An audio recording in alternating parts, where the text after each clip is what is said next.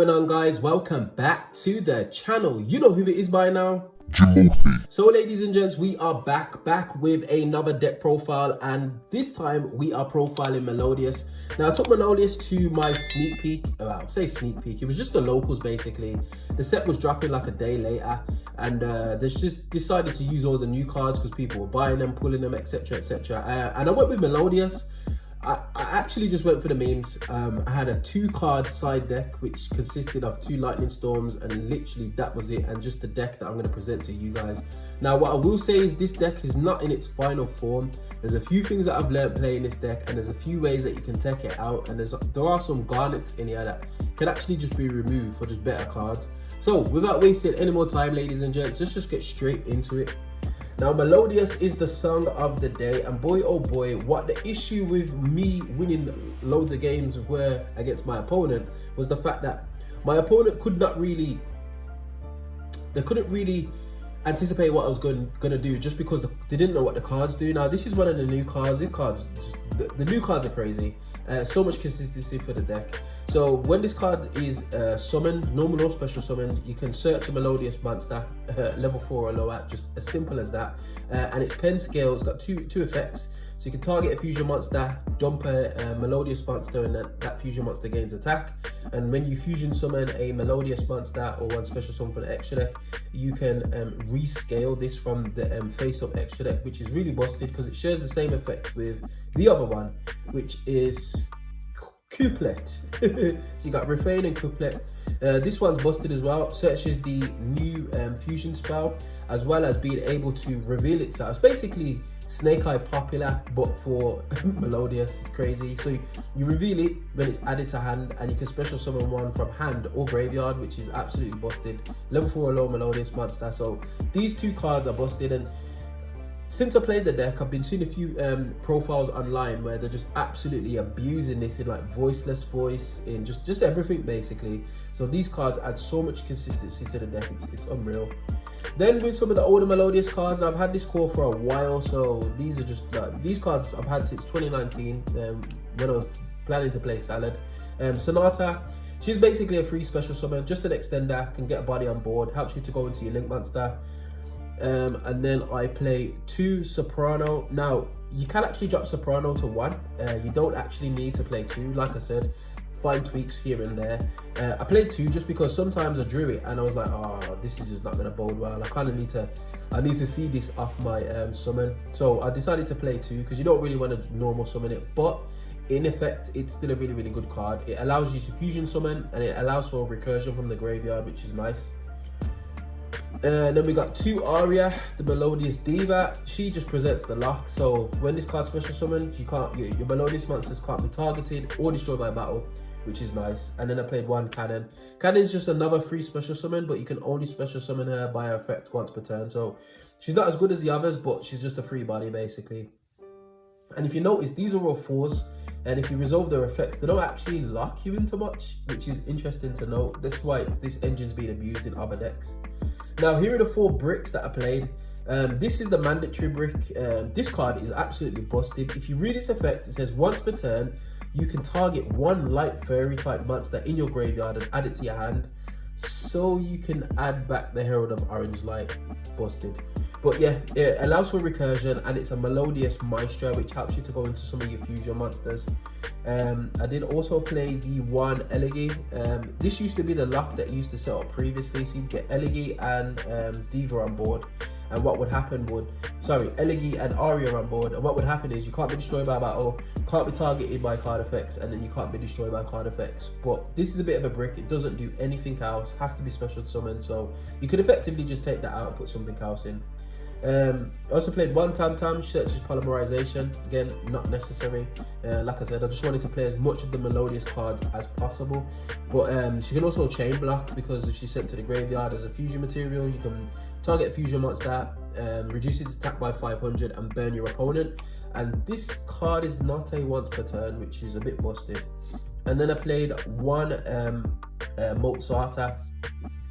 She allows you to special summon a light fairy monster from hand. So when I originally built this deck, and I've still got it in the deck box somewhere, I was planning to play like Archlord Christia, because you can just spam it out of your hand basically and just lock your opponent from special summoning. But I didn't end up doing that. Took all that stuff out, put the new stuff in, and it seemed to work fine. To be honest, playing the two actually worked out, and I've been more inclined to take this out and put in another Shapina, just because the recursion from graveyard is busted. And if you notice, let me just move this out of the way. This card is not a hard once per turn, so there's times when I've like used its effect, added one back from the grave, it's left the field, I've managed to bring it back, and then I've obviously added back again. So yeah, you could potentially play two of this, but it is a brick, so I understand if you just wanted to play one. Right, onto the hand traps. Yes, we are playing Herald of Arclight, fresh out of jail. This card's just, yeah, is busted. It's basically Gamma. It's just absolutely, and the fact that you can just add it back, you get so much hand advantage in this deck. It's unreal. And Orange Light just says, listen, I'm gonna negate anything Nibiru, I'm gonna get any of your monster effects. It's just not happening. So yeah, I also played Triple Ash.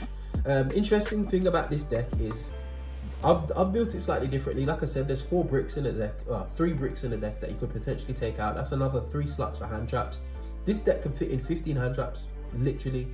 So it's ideal to play into any kind of like Snake Eye mirror, or sorry, any kind of Snake Eye variant, because it's got so many hand traps, and it's hyper consistent. Because as we get into our spells and traps, you'll realize that this card is absolutely crazy. It's basically branded fusion. So Ostinato states, if you got no monsters on field or you control no monsters, you can fusion summon a Melodious monster using materials from your deck, hand deck or field, which is just and it's not a once per turn as well. So if your field is clear again, you can just use another one, which I just think is just absolutely just, yeah, it's wild. I was playing against a few of my friends, and they were saying to me, yo, what do I do against your deck? I said, listen, if you're gonna do anything here, just Ash Ostinato. That, like, don't let that card resolve, because you'll go over full combo just with this card alone. It's just busted. Triple first movement solo. This card is £22 in the UK at the time of recording. And I'll be honest, I don't even think it's worth that. It special summons a level 4. It's a worse Ostinato because you have to control no monsters. You get locked into Melodious using this effect. So it's not the best card, to be honest. But it is an engine requirement. And because I'm playing a pure variant, it's okay. It allows me to go full combo without using a normal summon. And that is something to worth noting, ladies and gents. This deck does not necessarily need a normal summon. You can full combo without a normal summon, and you've got pen summon available as well, which is just busted. So yeah. Onto the new stuff. 1 Melodious Concerto allows you to fusion summon using scales, monsters on field, or monsters in your hand. So this card is just super efficient. On top of that, if a Melodious fusion monster gets sent to your graveyard while this card is in the graveyard, you can put this card on the bottom of the deck and draw one, which is crazy. You do need to bear in mind, and you do need to be careful, because obviously I'm playing Prosperity in this list. I'm only playing 2. Could potentially up it to 3 if you wanted to, but I found that 2 was the sweet spot, just because you kind of like want to resolve your drawing. These 2 conflict. It's not too much of a problem, mainly because you can just leave it engraved and proc it on your next turn. Obviously, you're going to prioritize Prosperity because the consistency is crazy, and my extra kind of built to just burn for at least 2 prosps and potentially banish 6 each time. So yeah, it works. It works. I'm also playing 1 talents. This is literally just to look at my opponent's hand. I might even up it to 2, to be honest. 1 Call by the Grave, because sometimes you have got the weirdest of hands and you need your link monster to resolve, so Call by the Grave stops that. And then the 1 Polymerization that you can search off Tam Tam. Yeah, and that's it for the monsters and spells, sorry. In fact, you know what, whilst I'm here, let's just put the traps on as well, because very, very simple. Oops, it was the best. All right, we're back. Through the power of editing. For the traps, very simple. Triple infinite impermanence. Like I said, there's a lot of space in this deck for non-engine. And the shocker, which kind of caught a few people off guard, was the main deck evenly matched. I was actually considering just going with this full-on board breakers, but there was a few Snake Eyes in the building, and it's not wise to just try and break a board. It doesn't always resolve. So evenly matched, as well as the other hand traps that I got in the deck, worked really, really well. I think I played against the Yubel player, and he just went absolutely full combo. And I would have lost the game if it wasn't for evenly matched, because I literally just wiped his board, and it was left with Yubel on field and 1 card in hand, and I had full combo. So definitely a very, very strong card. Again, with the presence of no omni negates or less omni negates, it's a lot stronger. And that's it for the main deck, ladies and gents. Alright, on to the extra deck, and this is where the spice is happening. And you know what? In honesty, I probably summoned about 20% of the extra deck and maybe about 3 or 4 monsters out of it. So the rest is just literal fodder. The new monster is, this card is just this card's silly. It's absolutely silly. So it's a very, very easy fusion summon. Just takes any 2 Melodious monsters. On summon, it brings a Melodious monster out of your deck to hit the field like crazy. When it's sent to the graveyard, you can revive a Melodious monster in the graveyard, as well as the activated effects of Melodious fusion monsters. While this fusion monster is on field, cannot be negated. So it's it's just so ignorant. It's just crazy. So yeah, definitely maxed out on that, just because you can hit one off prosp. And yeah, this card as well, I decided to play 3 of this. Where's it gone? Where's the 1 or 2 gone? Yeah, there they are. I decided to play 3 of the new one. This card is just, ooh. This represents so much like interaction, especially when you've got one of the divas on board. I forgot his name, but the one that prevents targeting. This represents a non-targeting bounce, allows you to play around Nibiru because you can bounce cards you control. Well, you banish cards you control, and then if optionally you can target face-up cards your opponent's controls and bounce them back to the hand. So if your opponent does decide to chain Nib and you've got this on board, you can just dodge Nib. It's just that simple. When it dies or when it goes to the graveyard, you can special summon a Melodious monster from I think it's deck or extra deck, yeah.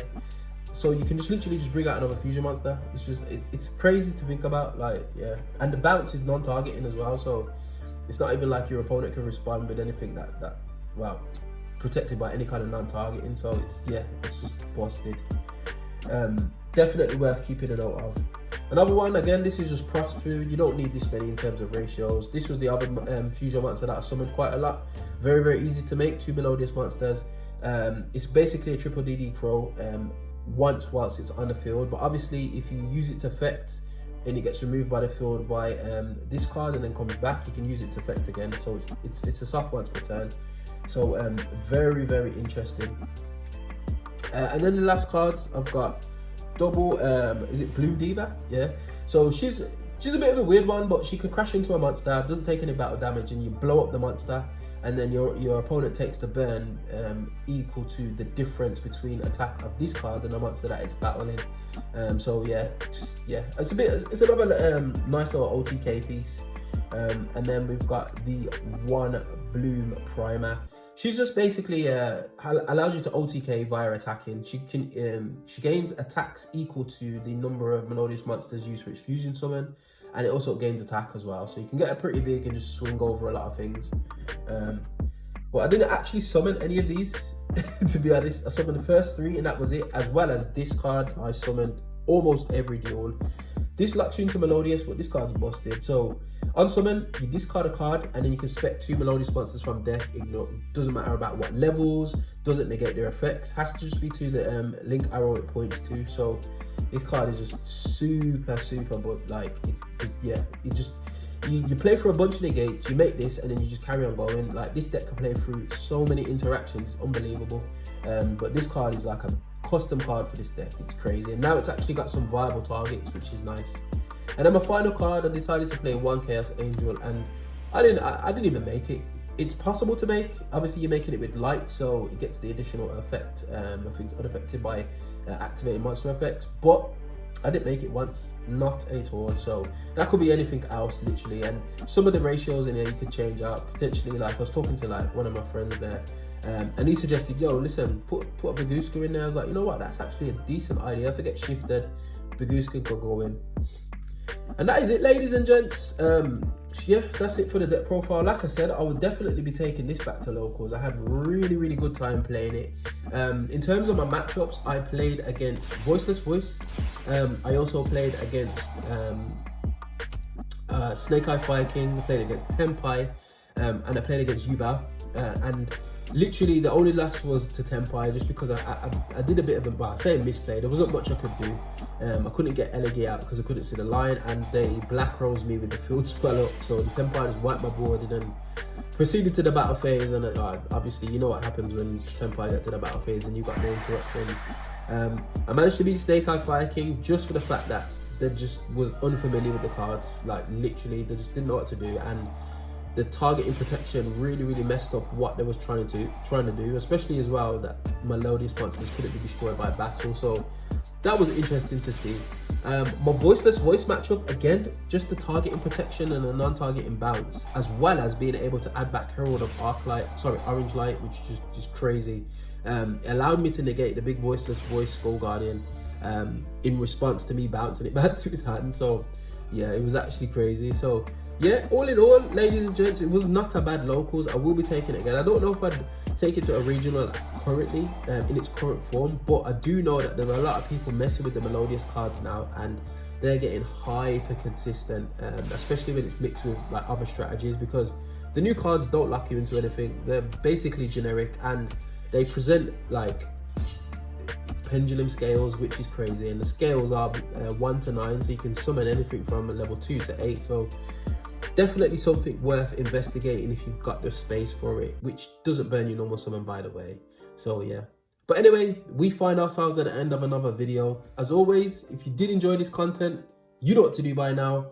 Hit that like button, share, subscribe, all of that beautiful good stuff, and I will definitely see you guys on the next video. Hope you enjoyed. Peace.